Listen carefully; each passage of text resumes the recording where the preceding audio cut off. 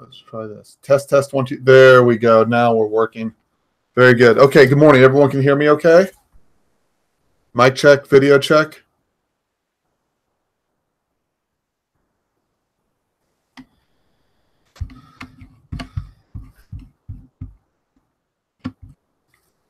Anyone? Guys in the room?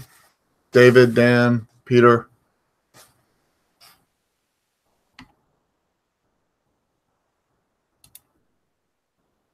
Test 1, 2, 3.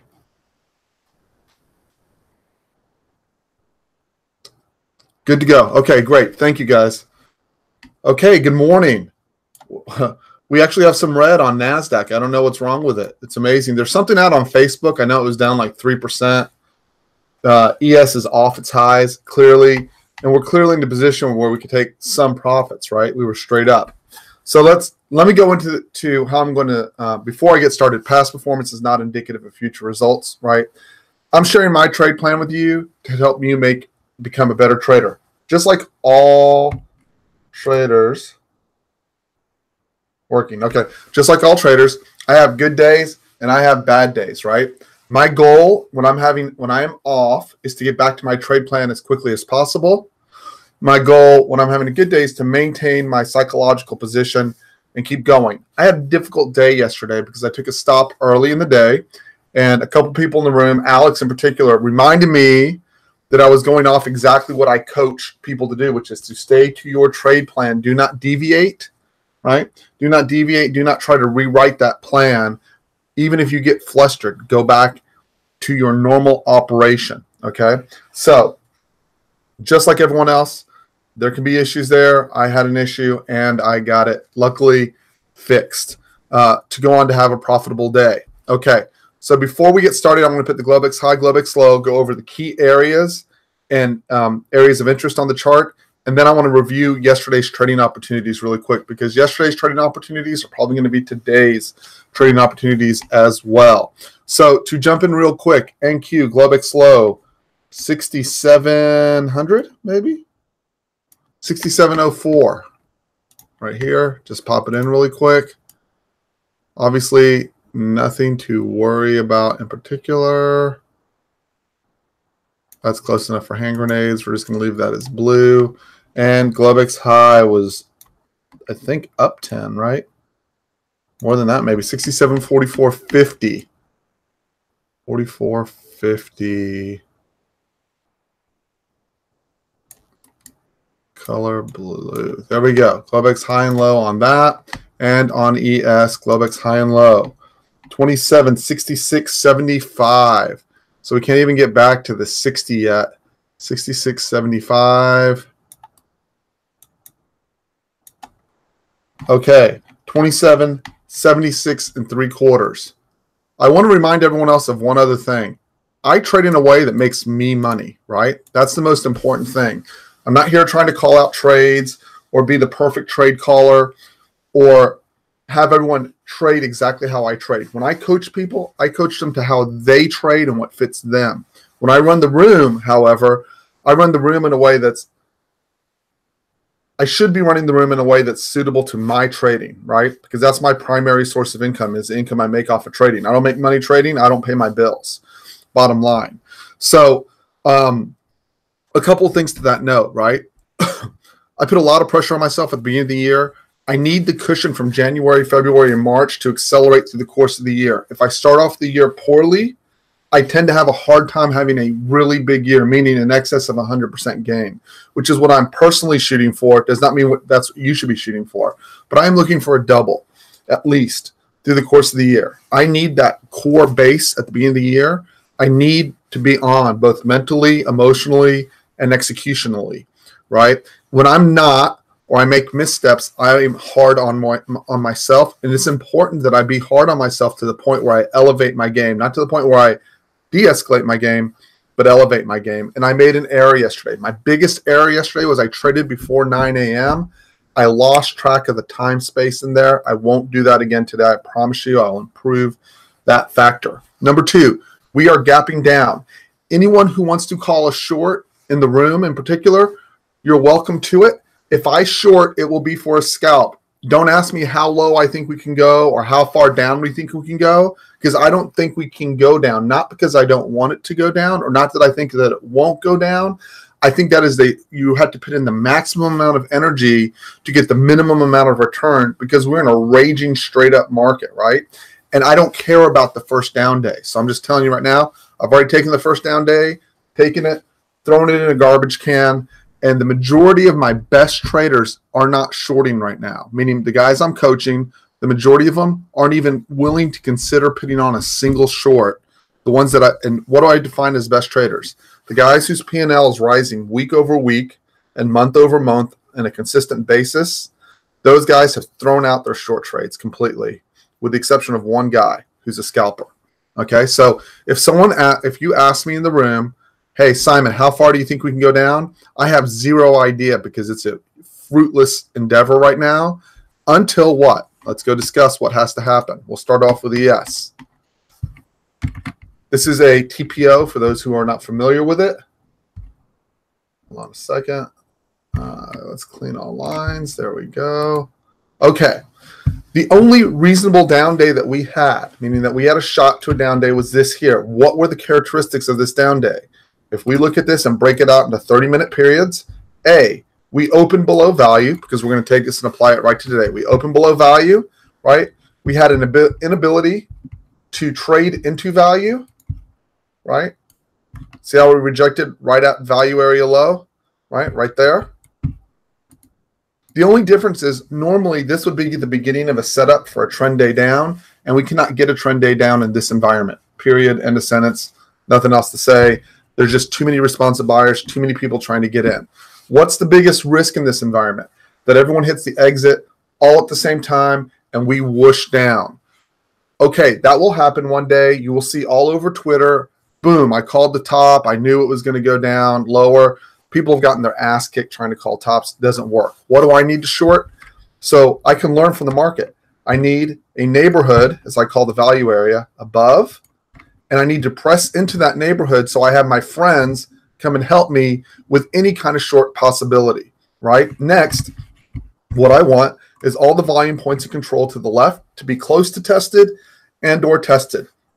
That is not an absolute requirement, but it makes, in order to move lower, obviously the market will do whatever it wants to do, but, right, that makes it much easier to trade to the downside. Number 3, I need to open below value. So let's go look at what we're doing today. Number 1, we are trading at 27.73 on ES. We are not below value. Here is the market close right here from yesterday, right? Here's just, we have a double distribution, distribution 1, distribution 2. In double distributions, the second distribution tends to act as pretty solid support. You want an example of that? Here's a double distribution day going back 4 days ago, excuse me. Here's the double distribution. Here's the second distribution. If you put your capital to work at that double distribution, did it overshoot it? Yeah, but you generally found a place to start looking to find responsive buyers and get the push back up. I would suspect, right? And if you look at yesterday's trade, right? Let me show you this. Okay, see yesterday's trade? See where we ran into trouble? Second distribution. Look at where all the rotations came out. What did we have to do? We had to get above the second distribution. When we did close above that second distribution finally, which occurred in this period, we took off like a rocket ship. So today, using the lessons the market has already taught me, right, I am going to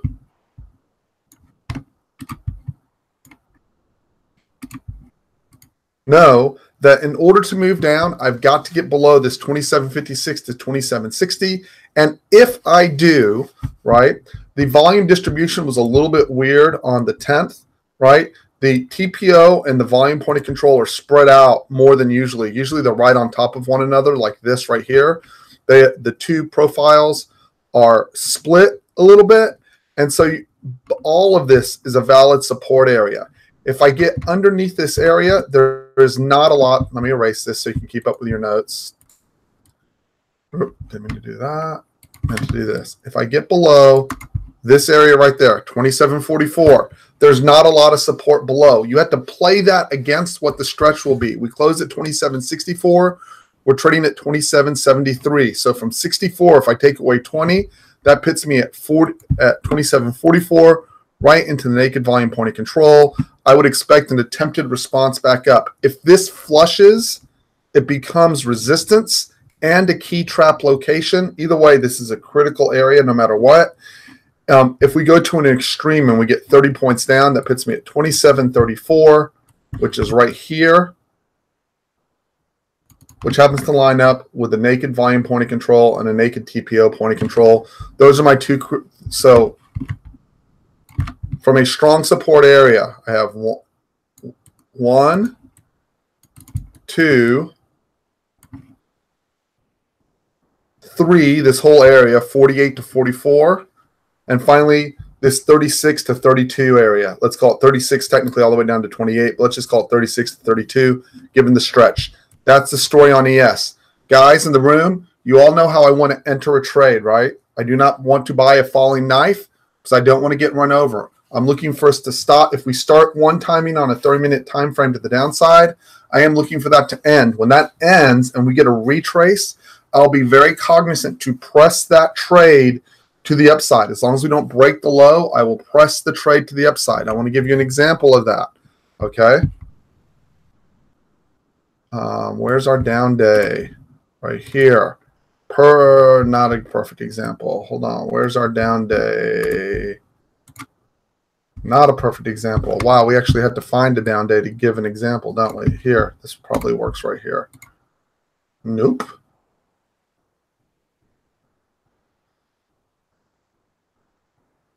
Okay, this works, but as a failed example. Okay, so this is a great, and that's fine. I don't have a problem with showing how that would have worked on the 29th, right?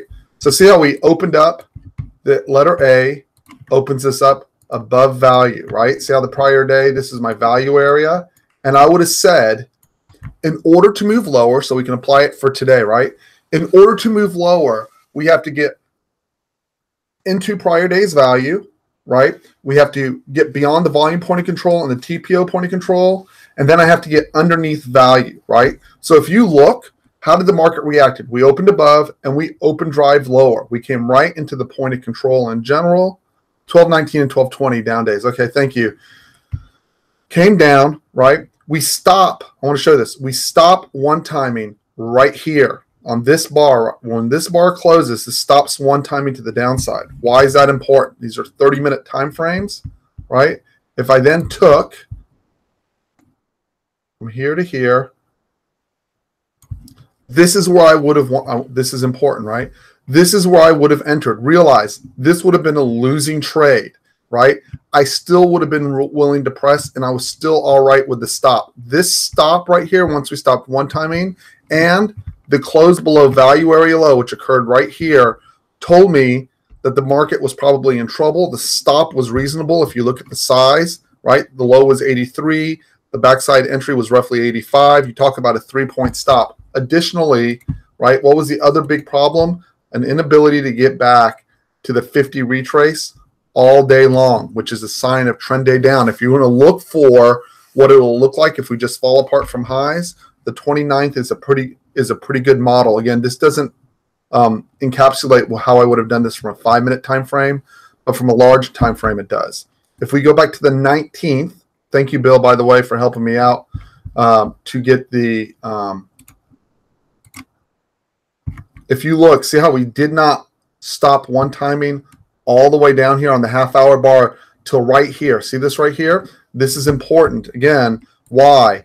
Because if I stop one timing here, you'll notice this time, and almost every time, it's a high odds trade, right? From the time I stop one timing till I get my first 50, 60 back. So let me show you how this worked here. This occurred, this is the F period. We stop one timing in the G period. We push on the H period. On the I period, I get that 50, 60 back. Why is that important? Because from that 50, 60, I got a rotation, right, from 26.67 and 3/4 all the way up to 26.87 and 3/4, all the way up to 26.90 and 1/4. Why is that important? Because my stop here on that entry from 26.67 would have been 26.25 2687 would have been 2584.50, 3 points. What this let me do is get my scale, because remember, I'm playing for the U-turn. Most of the time we don't close at the low. That lets me get my scale, put my stop at the low, and play for the bounce. And by the way, guys, as a reminder, if we do get a trend day down, if we are hammering near the low going into the last hour, repeatedly, we have closed at the low, I think 3 out of the last 4 times. So if you get to that 1400, that 2 o'clock Central Time, 3 o'clock Eastern Time, and we are hanging out near the lows, we've repeatedly closed off at the lows. Okay, so I don't have time to go find the U-turn where we pushed down and then we U-turned back up because I'm going to run out of time, but I assure you it's in here somewhere, and I will be hunting that 30-minute time frame, right? So to go back to today, to leave ES for a final note, right? Okay, what has to happen for me to be short today? A down open is not sufficient. Even if they look like they pretend they're selling it, it's not sufficient. First, I have to see us trading below 27.66 3/4. That's anchor number 1. Anchor number 2, I have to get below 26.6450 to 26.63, and I expect a response there the first time in, right? This closes Dalton's gap, which is basically yesterday's high at 27.70. We're currently trading at 27.73. You'll notice yesterday we came to just in front of Dalton's gap and responded back up. My guess is today that they will, because we're in such a strong bull market, that if we do tag 27.70, we probably find a response. That's a visual location. I will not be taking a trade in the first 30 to 45 minutes today. 30 minutes at minimum, 45 minutes more likely. I will not be taking a trade. My guess is that 27.70 1/4. We're in such an aggressive bull market, we probably find someone that attempts to push back in. If it doesn't, that's clue 1. Clue 2 is below 27.66 3/4. Support lies at 64.50 to 63. That would be roughly a 10-point rotation. I do expect a rotation down there. And finally, I do expect a response back up from 59 to 57. The warning sign is open drive lower. If it just drops that first half hour and we close at the low of the first half hour, watch out below. But there's no reason to expect that that's what we're going to get. We're just in too strong a market. Okay, let's go do NQ really quick. Okay, NQ. Let's go through. We're currently trading at 67.12, which means automatically we are opening inside value. There's the gap fill. This is the value area. What do I expect in here? Guys who are used to trading the open, realize when you open inside value, you tend to get PA that looks like this. Just keeps slamming up and down. Traders who trade with tight stops, trying to figure that out and get it, tend to get stopped repeatedly. It's also pretty common for this to be a 10 to 15 point range of chop back and forth. First clue that there's a major problem. We have a double distribution, and you'll notice very, very, very unusual yesterday. All the volume from yesterday, we closed at the high. We went from 66.84 all the way to 66.27, and we could not shift the point of control up. That is highly unusual. I challenge you to go find the last day that happened. It is highly, highly unusual. All the volume got put in at the low. It's rare. I do not know what it means, but it's a concern for me. If we get below that, I would expect to find responsive buyers at that 66.84, 66.80 level, right? If we get underneath that, this becomes the target. My concern with this target is that this value area almost got tested yesterday, not quite. And when we see setups like this, if we get underneath this double distribution, usually that second distribution is pretty strong. My concern is if we break that we will get a little bit of a micro panic selling, and that would target this area down here, 65.97, which from 67.10 is roughly only it's 100 points down. But given that we've accelerated so far, it's very possible. If we get past that 65.58, there's nothing to catch us until we get right down here at 6,000.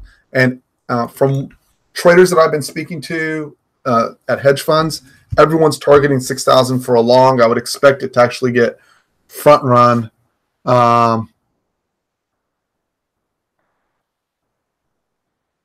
Thank you. I appreciate that, Peter. I'll take a look at the dollar. That's the dollar index, right? I'll take a look at that in just a moment.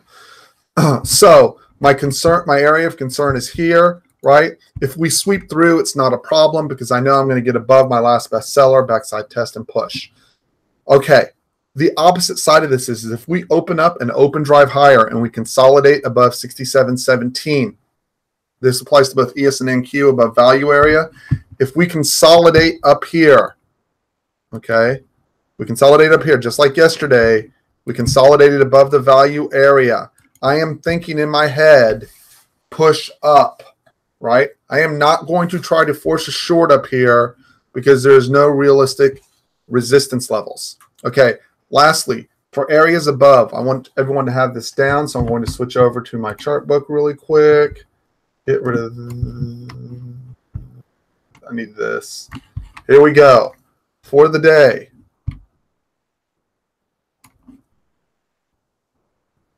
Your pivot point is 66.61. S1 is 66.42. S2 is all the way down there at 66.11. Again, that 6,600 is going to be a key area.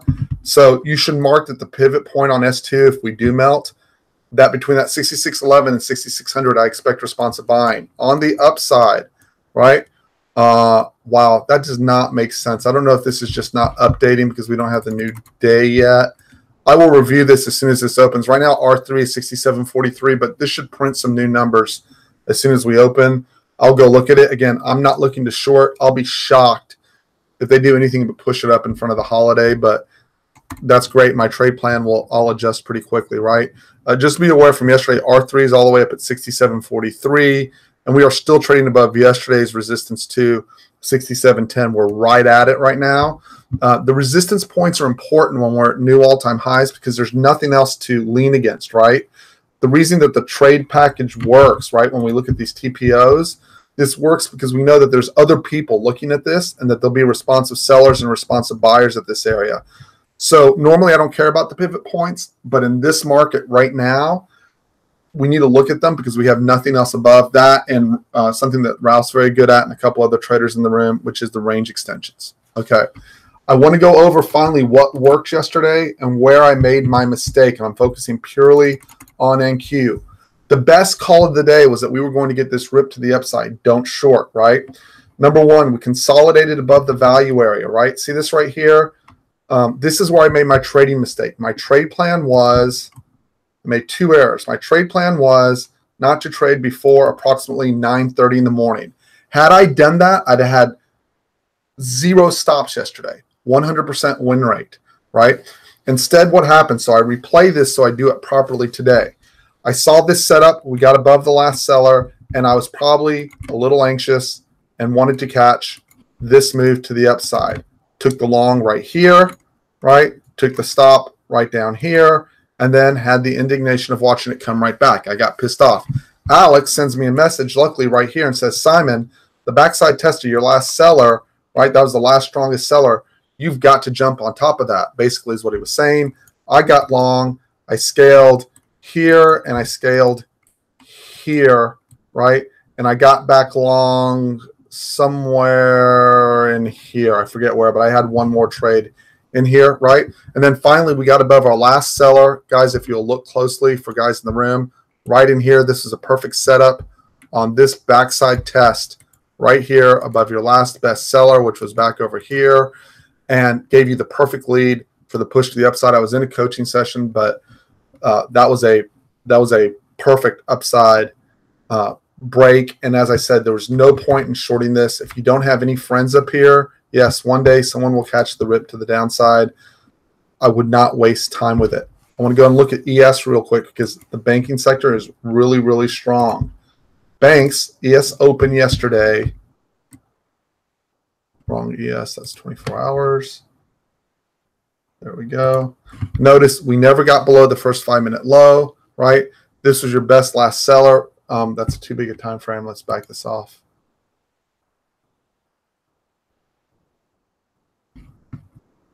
And we're going to close. Leave that for a second. There we go.